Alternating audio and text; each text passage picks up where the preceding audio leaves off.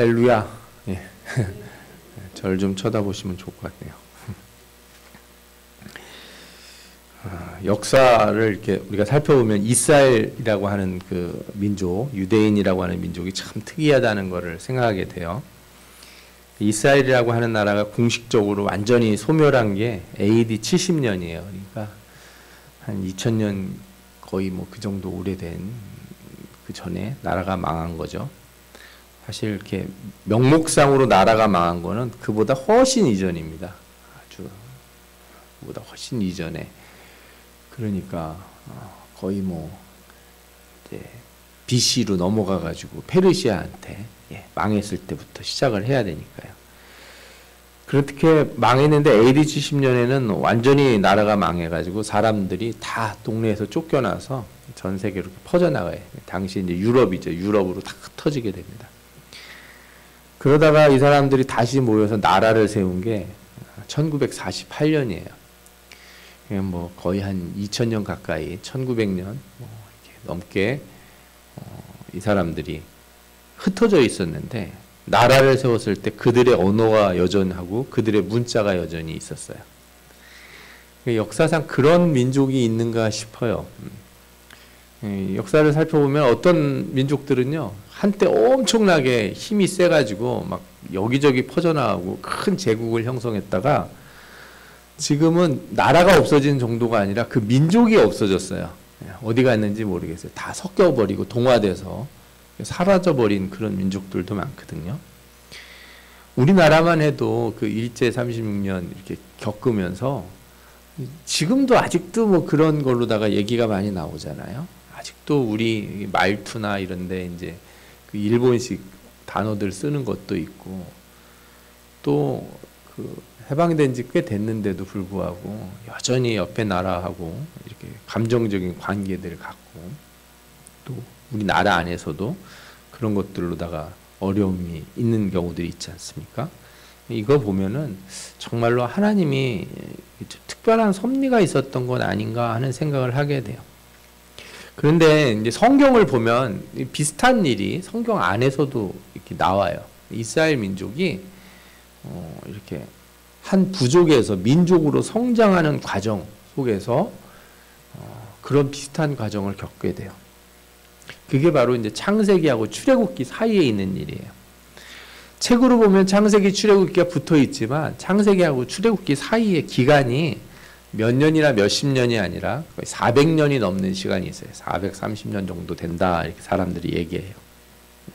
그리고 그 기간 동안에 이스라엘이 어떤 일을 겪느냐? 애굽에 지금의 이집트죠. 그 나라에서 노예로 생활을 하게 돼요. 여러분 한 30년 정도 이렇게 지배를 받아도 그죠? 언어를 뺏기고 막 난리가 나지 않습니까? 문화가 달라지고 그러는데 430년을 섞여 사는데 소멸하지 않았다는 게 너무 신기하지 않습니까? 430년을 어떤 사람들이 이렇게 다른 나라에 가서 살게 되는데 소멸하지 않고 인구가 더 늘어나고 민족이 돼서 그 나라에서 나오게 됐다는 거예요. 이게 오늘 우리가 깊이 함께 말씀을 보면서 생각해 볼 부분입니다. 먼저 창세기를 보면요. 창세기를 어떻게 볼 수 있냐.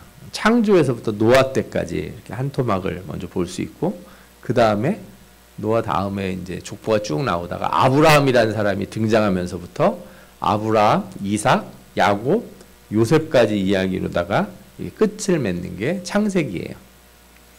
그래서 이 요셉이 나중에 애굽의 총리가 되지 않습니까? 그때 야곱이 가족들을 다 데리고 이제 애굽으로 내려가게 돼요. 지금의 가나안 땅에서 이제 이집트 있는 곳으로 다 내려가는 거죠. 오늘 읽은 출애굽기의 첫 시작이 뭐예요? 애굽으로 내려간 야곱의 자손들의 이름을 호명하는 것으로 시작을 합니다. 야곱의 허리에서 나온 사람이 모두 72요 이런 말씀이 1장 5절에 나와요. 그러니까 이제 장정들을 얘기하는 건데 남자들 그죠? 한 70명 되는 가족이 내려갔다는 거예요. 야곱이 아들이 12이 있었는데 이제 요셉이 있고 그다음에 베냐민 이렇게 있고 그런 식으로 있는데 이 요셉은 애굽에 있고 나머지 사람들 11명이 이제 전부 내려간 거예요. 근데 11명의 아들들이 있고 식구들이 있으니까 그 숫자가 한 70명 됐다는 얘기예요. 이 70명이 내려가서 어디서 살았냐? 성경에는 고센 땅이라고 하는 곳에서 정착을 했다 이렇게 나와요. 그리고 그곳이 아주 편하고 좋은 곳이다 이런 말씀들이 성경에 나옵니다. 거기서 이렇게 사는데 요셉이 몇 살에 죽냐? 110세에 죽어요. 창세기 50장 26절에 보면 요셉이 110세에 죽음에 그들이 그의 몸에 향재료를 넣고 애굽에서 입관하였더라 이런 말씀이 나와요. 그러니까 이제 요셉이 이제 죽은 거죠. 여기서. 그러면 이제 총리로 있던 요셉이 죽었으니까 가족들이 다시 다 가나안 땅으로 올라갔냐? 요셉은 그럴 줄 알고 유언을 남겨요. 뭐라고 그러냐면 하나님이 반드시 당신들을 돌보시리니 당신들은 여기서 내 해골을 메고 올라가겠다 하라 하였더라 그래요. 그러니까 너희들 가나안 땅으로 올라갈 때 내 유골을 가지고 올라가서 그곳에 매장을 해달라 이렇게 부탁을 하고 죽은 거죠. 이렇게 유언한 이유는 당연해요. 원래 하나님이 약속한 땅은 애굽 땅이 아니고 가나안 땅이잖아요. 가나안에 있다 내려왔으니까 때가 되면 다 올라갈 거라고 그렇게 생각을 한 거죠. 그런데 이제 문제는 이거예요. 이 가족들이 내려와서 땅을 잡고 이렇게 살다 보니까 가긴 가야 되는데, 요셉, 우리 할아버지가 이제 돌아가실 때가 다 됐는데, 돌아가시면 우리 가나안 땅으로 원래대로 돌아가야 되는데, 거기에 할아버지의 할아버지 되는 아브라함의 무덤도 있고, 그죠? 이삭의 무덤도 있고, 소위 말하는 선산이 있고, 거기에 우리가 살던 땅이 있는데, 그 가뭄 때문에 한번 내려왔다가 여기 이러고 있으면 안 되는데, 이렇게 생각을 했을 거예요. 그런데도 불구하고 어떻게 하다가 안 올라가고 시간은 점점 지나가게 돼요. 그러면서 무슨 일이 생겼냐?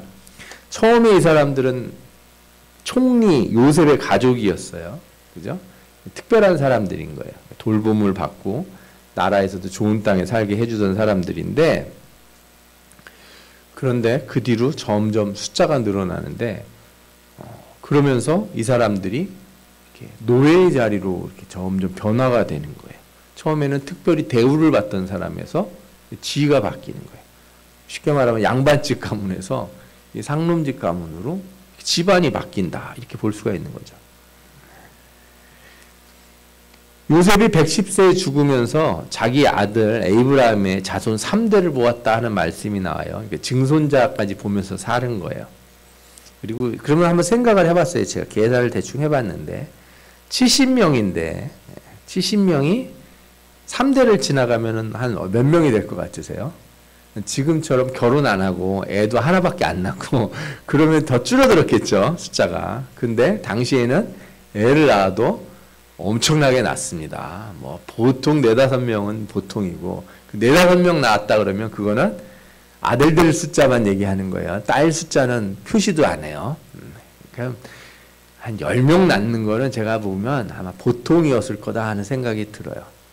우리나라도 옛날에 보면은 참 대부분 이렇게 자식들을 많이 낳지 않습니까? 그죠? 예, 뭐 4-5명은 그냥 보통이었던 것 같아요. 아주 옛날에 보면은. 그렇게 해서 4-5대를 이렇게 지나가게 되면은 70명이 금방 몇천 명이 됩니다. 예, 계산을 해보면. 이렇게, 인구가 이렇게 올라가는 게 아니라 이렇게 올라갑니다. 기하급수적으로. 그 후에 한 300년 정도 지났다. 그러면 얼마나 늘었을 것 같으세요? 몇십만 명이 돼버립니다. 인구가. 예. 상상을 초월하는 속도로 인구가 증가하는 거죠. 그런데 그 사람들이 왜 노예가 됐냐? 자, 여러분들이 이렇게 생각해 보시면 돼요. 우리나라에 어떤 외국인들이 와서 살았어요. 뭔가 나라에 뭔가 좋은 일을 한 거예요. 뭐 예를 들자면 뭐 옛날에 그런 사람들이 있었지 않습니까? 그 히딩크 감독 같은 사람은 축구 우리나라 잘하게 했다고 우리나라에서 명예 시민권 뭐 이런 거 이렇게, 그죠? 서울 시민권 뭐 이런 거 주고 그러지 않습니까? 말하자면 비슷한 거예요. 그 나라에 공을 세워서 가족이 와서 이렇게 산 거예요. 우리나라에 어떤 가족이 와서, 외국인 가족이 와서 사는데 시간이 지나니까 숫자가 자꾸 늘어나는 거예요. 한국 사람들은 결혼도 안 하고 애도 잘 안 낳는데 갑자기 인구가 막 바글바글 불어서 한 동네를 차지할 정도로 인구가 늘어요. 그러면 뭐 거기서 이제 국회의원도 나오고 시장도 나오고 막 이렇게 될 거 아니겠어요? 그러면 옆에 있는 한국 사람들이 어떻게 생각합니까? 불안함을 갖기 시작해요. 불안함을. 막 사람들이 외국인이 한 몇십만 명이 같이 산다고 생각해요. 한 마을을 이뤄가지고요. 제가 이렇게 가끔씩 광주 시내도 그렇지만 광주시도 외국인들이 많지만요. 더 많은 동네들이 있어요. 저기 안산이나 시흥 이런 데 가보면은 정말 외국인들이 많은 곳이 있어요. 그러면 이게 내가 한국에 있는 건지 아닌지 구분이 안 될 정도로. 왜냐하면 간판도 막 그렇게 외국어로 써 있는 동네가 있거든요. 그러면 이제 약간 이국적인 느낌을 갖지 않겠습니까? 그래서 애국 사람들이 그런 것 때문에 특단의 조치를 취하기 시작해요. 뭐라 그러냐면 우리가 그들에 대하여 지혜롭게 하자. 두렵건대 그들이 더 많게 되면 전쟁이 일어날 때 우리 대적과 합하여 우리와 싸우고 이 땅에서 나갈까 하노라. 전쟁이 날 때 애국 편을 안 들고 다른 편을 들지 모르겠다. 이런 생각들을 했다는 거예요. 그래가지고 애국 사람들이 이 이스라엘 사람들을 이렇게 노역을 시키기 시작합니다. 일을 시키고 어려운 일을 시키고 그죠? 예, 부려먹기 시작하는 거예요. 언제 배반할지 모른다 이렇게 불안에 떨게 된 거예요. 그래서 이때부터 야곱의 후손들 이스라엘 사람들이 애굽의 노예로 전락을 하게 돼요. 그러면서 고난과 어려움의 시대가 펼쳐지는 거죠. 우리가 430년 동안 이렇게 간격이 있다 그랬는데 한 몇 년 정도 노예 생활을 했을까? 제가 계산을 한번 해봤어요. 요셉이 죽었을 때가 110살이니까 한 그 뒤로도 바로 노예가 되지는 않았을 것 같고 한 100년 정도를 빼보자. 그러면 한 430년 되지 않습니까? 예. 거기서 100을 빼면은 300년 정도가 되겠죠. 한 330년. 제가 보기에는 한 300년 정도는 노예 생활을 한 것 같아요. 점점 생활이 어려워진 거죠. 자, 그러면 우리가 생각을 해볼 수 있어요. 아니, 이 사람들은 왜 그렇게 어려운 일을 겪고 막 노예로 자신들을 부려먹는 그 애굽에서 떠나지를 않았을까? 그렇지 않겠습니까? 아무도 거기서 살고 싶지 않아야지 정상이잖아요. 옛날에 우리나라도 일제시대 때 이렇게 광산이나 이런데 노역으로 끌려간 사람들이 있었지 않습니까? 다들 거기서 나와서 어디로 가고 싶어요? 고향으로 돌아가고 싶어 하지 그곳에서 살고 싶어 하는 사람은 없어요. 그런데 이스라엘 백성들은 왜 떠나지 않았을까? 그것은 그들에게 온 위협이 아주 천천히 다가왔기 때문에 그래요. 갑자기 애굽이 돌변해서 너희들은 오늘부터 노예야 이게 아니에요. 천천히 변화되기 시작해서 그런 거예요. 야곱의 가족이 애굽에 내려갔을 때 처음 정착한 곳은 고센 땅이라고 나옵니다. 고센 땅. 여기는 애굽 왕 바로의 농장이 있는 좋은 땅이에요. 애굽의 땅이 내 앞에 있으니 땅의 좋은 곳에 내 아버지와 내 형들이 거주하게 하되 그들이 고센 땅에 거주하고 그들 중에 능력 있는 자가 있거든 그들로 내 가축을 관리하게 하라. 창세기 47장 6절에 나와요. 그러니까 애굽에 내려갔을 때 어떤 땅에 살았어요? 왕의 농장이 있는 좋은 땅에 살았어요. 왕이 먹을 거를 기르고 왕의 재산을 이렇게 관리하는 땅이니까 땅이 제일 좋은 곳 아니겠습니까? 거기 살았다는 거예요. 그리고 47장 11절에도 이런 말이 나와요. 요셉이 바로의 명령대로 그의 아버지와 그의 형들에게 거주할 곳을 주되 애굽의 좋은 땅 라암셋을 그들에게 주어 소유로 삼게 하고 이렇게 나와요. 한마디로 말해서 노른자 땅을 준 거예요. 요즘으로 말하면 강남 뭐 이런 땅을 준 거겠죠. 예, 아주 그냥 비싼 땅을. 예. 그 농사도 잘 되고 가축도 기르기 좋은 땅이니까 이게 떠나기가 싫은 거예요. 이게 생각을 해보면 가나안은 어때요? 거기는 비가 안 오면은 정말 곤란한 땅이에요. 그리고 비가 오는 날 안 오는 때가 이렇게 딱딱 정해져 있어요. 그 기간이 우기, 건기. 제가 여러 차례 가나안의 그 날씨와 지형 뭐 이런 거 얘기를 드린 적이 있지 않습니까? 그러니까 거기는 이렇게 아무데나 막 씨 뿌리고 그죠? 예, 그렇게 할 수 있는 땅이 아니에요.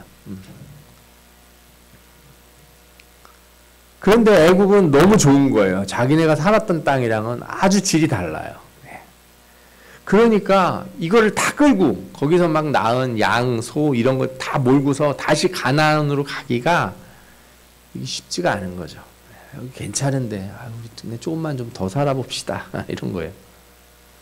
이스라엘 민족이 요셉이 죽었는데도 애굽 땅에서 우물쭈물하며 떠나지 않은 이유는 굳이 가나안 땅으로 우리가 다시 갈 필요가 있을까? 지금 사는 것도 문제 없고 사실 그때보다 훨씬 좋은 곳이고 먹고 살기도 좋고 그리고 여기가 익숙한 거예요.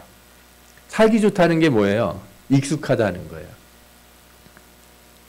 저는 어렸을 때 이렇게 옛날에는 아파트라는 게 거의 없었으니까 개인주택 살았지 않습니까?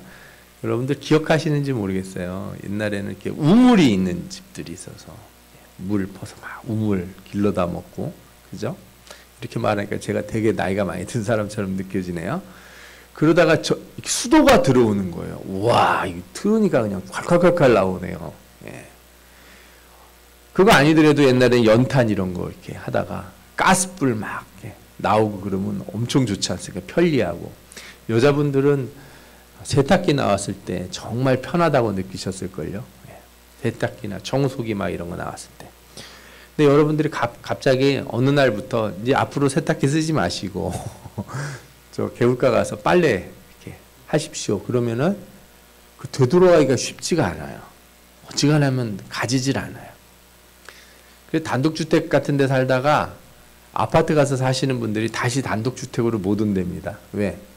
아파트가 너무 편하거든요. 여러 가지가. 신경 안 써도 되고. 일반 건물에 살면은 벽에 칠도 하고 관리해야 될 게 항상 생기는데 아파트는 그런 게 없으니까. 제가 그냥 그런 비유를 드렸는데 이건 그보다 훨씬 더 심한 거예요. 애굽에 익숙해지기 시작하는 순간 이스라엘 사람들은 애굽을 못 떠나게 돼요. 여러분 익숙해진다는 것처럼 무서운 게 없는 거예요. 우리가 잘 아는 얘기 있지 않습니까? 냄비 속의 개구리라고. 개구리 찬물에다가 넣어놓고 냄비 안에 놓으면 가만히 있어요. 근데 물을 끓이면 천천히 물이 데워지잖아요. 개구리가 처음에는 안 뛰어나가요. 그런데 걔가 온도가 느껴져서 큰일 났다 하는 순간은 이미 어떤 순간이에요? 죽는 순간이에요. 그냥 뜨거운 물에 놓으면 바짝 찌고 난리가 나갔죠. 그런데 그렇게 안 하면은 이렇게 돼요. 예전에 뭐 이거 좀 비슷하기도 하고 좀 약간 다르기도 하는데 개구리를 바닷물에 넣은 적이 있어요. 전에 옛날에 고등학교 때 수련회를 갔는데 태안 뭐 이런 데로 갔던 것 같아요. 서해안 바닷가. 바닷가 가서 이렇게 뭘 주워오고 그러면서 이렇게 바닷물에 담아왔는데 오는 길에 논이 있는데 논에 개구리를 잡아가지고 가져가겠다고 이 물에 넣은 거예요.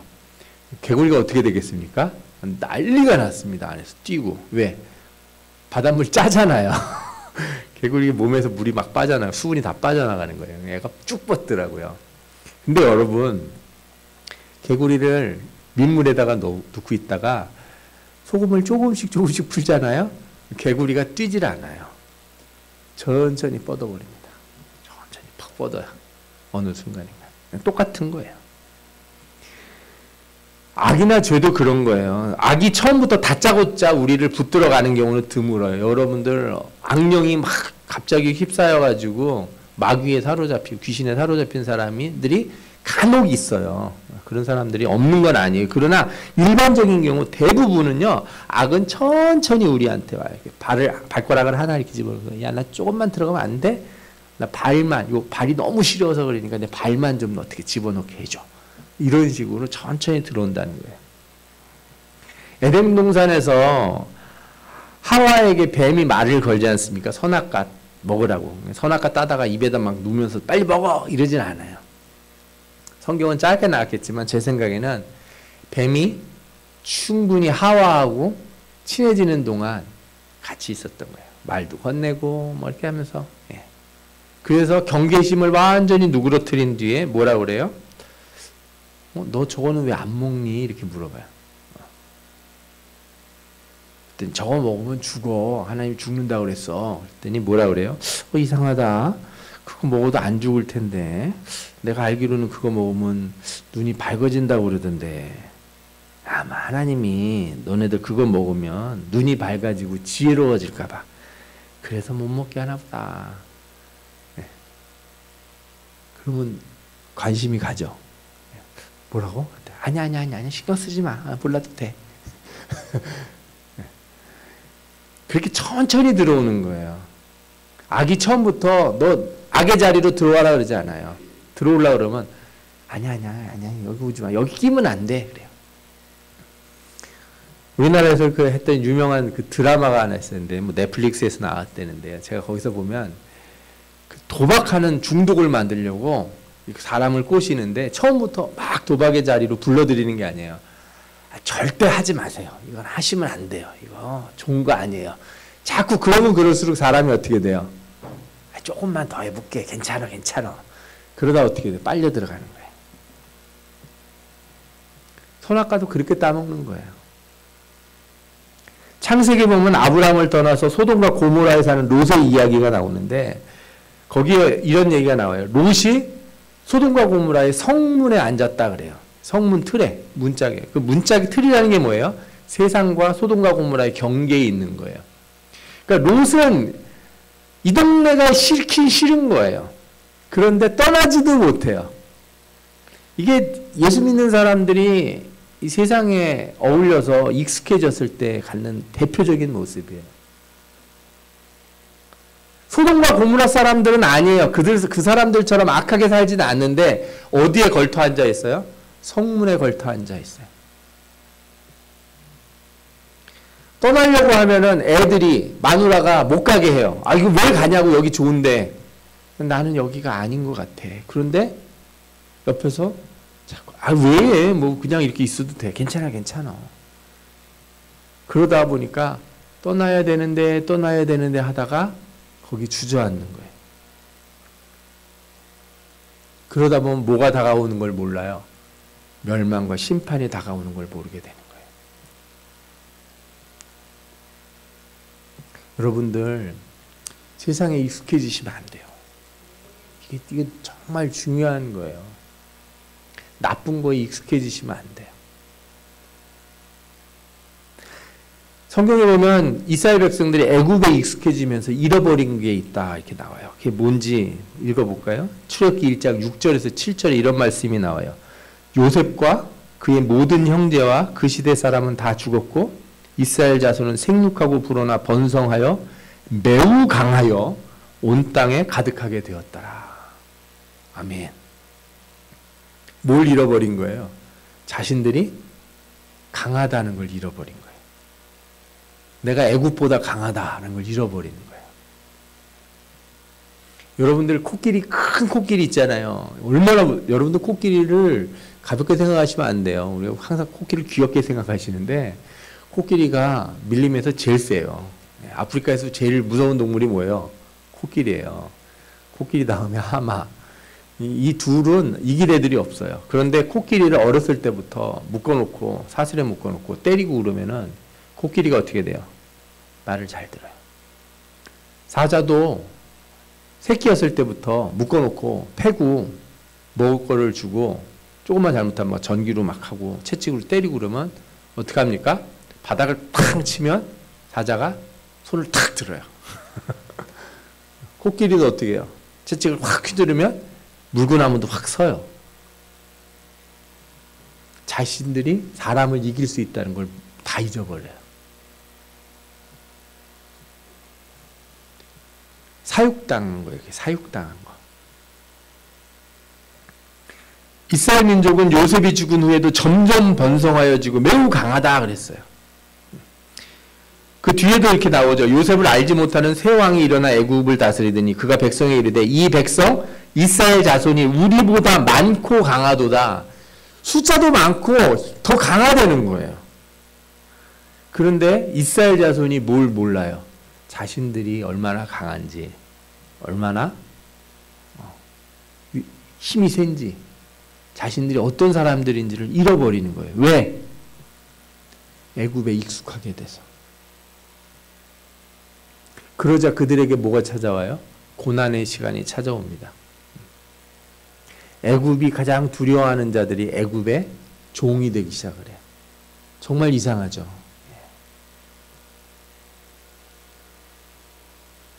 여러분들, 그래서 우리가 신앙생활을 할 때 제일 먼저 생각하는 게 깨어나야 돼요. 눈이 떠져야 돼요. 우리가 이 세계에 속한 사람이 아니라는 걸 깨달아야 돼요. 나는 이 땅에 속하지 않은 사람이다 라는 거를 자각해야 되는 거예요. 그때부터 내가 달라지는 거예요. 그걸 자각하는 순간 고난도 다 이겨낼 수 있고요. 이건 아무것도 아닌 일이 돼요. 왜? 내가 원래 살아야 될 곳은 이 땅이 아니기 때문에 이 땅에 뭐 이렇게 많이 모아놓고 쌓아놓고 막 염려하고 걱정하고 살아야 되는 그 걱정을 내가 굳이 하고 살아야 하는 거를 확 알게 되는 거예요. 왜? 여긴 내가 살 곳이 아니고 난 여기서 영원히 살 것도 아니고, 그죠? 나는 저 사람들과 어울리면서 저 사람들과 옆에 기웃기웃 거릴 사람이 아니거든요. 나는 어디에 속한 사람이에요? 하나님 나라에 속한 사람이에요. 여러분들이 이걸 절대 잊지 마셔야 돼요. 이걸 잃어버리는 순간 예수 믿고 받은 축복을 가지고 뭐 하려고 그래요?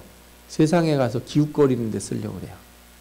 하나님이 축복 주시면 그거 가지고 뭐 한다고요? 세상에 가서 어울리려고 그래요. 나도 좀 껴줘. 나도 같이 놀고 싶어. 하나님이 주신 축복으로 저 소망이 있는 저 하늘나라를 향해서 사는 게 아니고 그걸 들고 어떻게 해서든지 어디 가려고 그래요? 밖으로 나가고 싶어요. 탕자에 비유해 탕자가 그런 사람이잖아요. 아버지가 유산을 주니까 뭐 하는 거예요? 들고 나가는 거예요. 저 사람들과 어울리고 싶어요. 세상과 어울리고 싶어요. 그러는 동안 그가 노예가 되잖아요. 탕자는 돼지를 기르는 그런 비참한 처지에 가지 않습니까? 우리는 이 기간, 이 노예로 있는 기간을 하나님이 이스라엘 백성들을 외면하고 버려두셨다 이렇게 생각할 수도 있는데 성경은 사실 그렇게 말하지 않아요. 사실 이 기간이야말로 하나님이 이스라엘 백성들을 기다리고 보호하고 계시는 기간이었다. 저는 이렇게 말씀드리고 싶어요. 이 고난의 기간이 어떻게 하나님이 은혜를 주시는 기간이 되는가? 가장 첫 번째는 뭐냐면 그들이 애굽에 익숙해졌지만 애굽에 동화되지 않도록 하셨다는 거예요. 이게 너무너무 중요한 사실이에요. 사실 이게 하나님이 주신 은혜예요. 예수 믿는 사람과 안 믿는 사람, 하나님이 택한 백성과 택하지 않은 백성의 차이를 말하라 그러면 저 이렇게 얘기하고 싶어요. 하나님이 택한 백성은 세상의 자리에 가도 섞이려고 본인이 애를 써도 안 섞여져요. 어색한 거예요. 자기가 알아요. 내가 세상 사람들 사는 것처럼 살아보려고 해봤는데 재미가 없어요.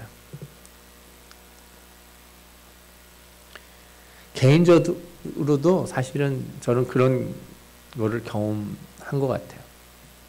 직장생활하고 사업하면서 제가 세상에서 있어 보니까 뭐 지금이라고 세상에 없는 건 아니지만요. 한편으로는 그들과 잘 어울리고 싶은 생각을 갖게 됐었어요. 그런데 가까이 어울릴수록 뭘 느끼게 되냐? 나는 이 땅에 속한 사람이 아니구나. 이 옷은 나에게 어울리지 않는 옷이구나. 여러분들 혹시 여러분들이 세상에서 살아가면서 세상의 사람들을 만나고 세상의 방법들을 취하였는데 그럼에도 불구하고 나는 이게 잘 안 돼. 나는 이렇게 살기가 참 이상해. 그런 마음이 들거든. 하나님 은혜라고 믿으시기 바랍니다. 하나님이 특별한 은혜를 주신 사람들만이 그런 걸 느낄 수가 있어요. 나는 이게 불편해. 이상하게. 그래서 신자들은 항상 고난 가운데 그런 갈등을 하는 거예요. 세상에 살면서 어떤 갈등이요? 하나님의 나라를 소망하면서도 내가 버리지 못하는 이 세상의 것들, 이 두 개 사이에서 맨날 오락가락하면서 스트레스를 받는 거예요. 예수 믿고 참된 신앙에 살면 좋긴 좋은데 뭐가 이상해. 반대로 또 세상에 나가면은 세상 사람들과 어울려 살면 좋긴 좋은데 또 뭐 어때요? 그것도 마음에 안 들어. 그럼 어떻게 해야 돼요? 결단을 해야죠. 하나님이 그런 마음을 주셨을 때 내가 여기 속한 사람이 아니구나. 내게 돌아갈 곳이 있구나. 그거를 여러분들이 잃어버리시면 안 돼요. 거기서 계속 미적미적하다가 롯처럼 성문가에 앉아서 멸망이 다가오는데도 불구하고 못 깨닫고 있다면 얼마나 어리석은 사람이 되겠습니까? 저는 하나님의 은혜가 여기 있다고 믿습니다. 하나님의 백성으로 하여금 세상과 섞이지 않게 만드시는 분. 하나님을 찾지 못하고 세상에 안주하려고 하는 그 욕망 가운데서도 하나님이 그를 버리지 않고 너는 거기 속하지 않았어. 이걸 계속해서 우리 마음에 심어주는 거예요. 아무리 세상에서 즐기고 소유하고 편한 것 같아도 혹은 때로는 그래서 고난과 환난을 통해서 내가 여기 속하지 않은 사람이라는 것을 일깨워준다는 거예요. 그래서 신자에게는 고난이 너무너무 감사한 거예요. 어려운 일이 생길 때 여러분들이 감사해야 돼요. 왜? 나는 이 땅에 속하지 않은 사람이구나. 이걸 깨달을 수 있는 아주 좋은 기회이기 때문에 그래요. 여러분들 혹시 여러분 중에 이렇게 물이 끓어오르는데도 못 벗어나시는 분이 있습니까? 천국이 있다는 거 알고 영원한 하나님의 나라가 있다는 거 알면서도 세상에 있는 거 그렇게 붙들고 싶습니까? 제가 전도를 할 때마다 항상 하는 얘기가 그래요. 우리에게는 영혼이 있고 영혼은 결코 죽지 않습니다. 영원한 것이 있습니다. 그러면 반대하는 사람들은 뭐라고 그래요? 네. 다 한마디로 이렇게 얘기해요. 그래요? 나는 그렇게 생각 안 하는데 영혼 없는 것 같아요. 죽으면 끝이에요. 그러면서 자기가 말하는 게 얼마나 허무하다는 걸 그 사람의 눈빛이 이미 말해주고 있어요. 영혼도 없고 죽으면 끝이면 왜 그렇게 열심히 살고 왜 그렇게 모으려고 그러고 쌓아놓으려고 그러고 왜 이렇게 그렇게 겁을 내고 죽는 걸 겁내면서 그렇게 해서 그냥 끝인데 사라지면 그만인 건데.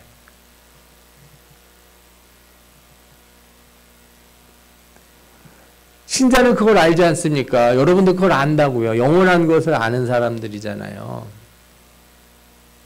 그 물이 끓어오르면 이건 아니지. 이 세상을 보십시오.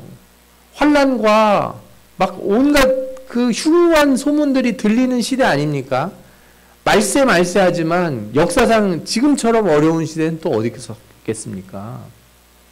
그런데도 불구하고 롯처럼 성문에 앉아있고 이스라엘 사람들이 애굽에 있듯이 그것 때문에 떠나지 못해서 익숙해져서 세상에 물들어서 취해서 일어서지 못한다면 얼마나 안타깝겠습니까? 하나님이 여러분들에게 이 마음을 주시고 내가 이 땅에 속하지 않은 사람이구나 하는 생각을 깨닫게 해주실 때 여러분들 어떻게 하셔야 돼요? 주님을 찾으셔야 되는 줄 믿습니다. 네. 하나님을 찾으셔야 돼요. 우리는 강하지만 주님이 우리를 일깨워 주시고 우리를 붙들어 주셔야지 우리의 강함도 강함이 되는 거예요. 세상 사람들은 의지적으로 뭐 하려고 그럴지는 모르겠지만 신자는 그렇게 되는 게 아니에요.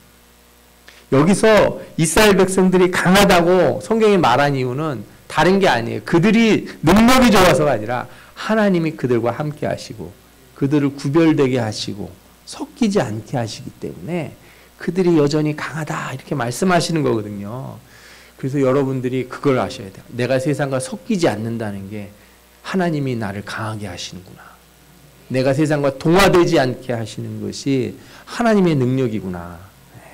이걸 깨달았을 때 우리는 일어서야 될 줄 믿습니다. 주님을 찾아야 될 줄 믿습니다. 우리가 이 눈을 뜨면 그리고 하나님을 부르짖으면 하나님이 응답하실 것이고 구원의 길을 우리에게 주시고 우리로 하여금 하나님의 나라를 향하여 살아갈 수 있도록 은혜를 베풀어 주실 줄 믿습니다. 여러분들에게 확실한 믿음이 있기를 축원합니다. 아멘. 기도하겠습니다.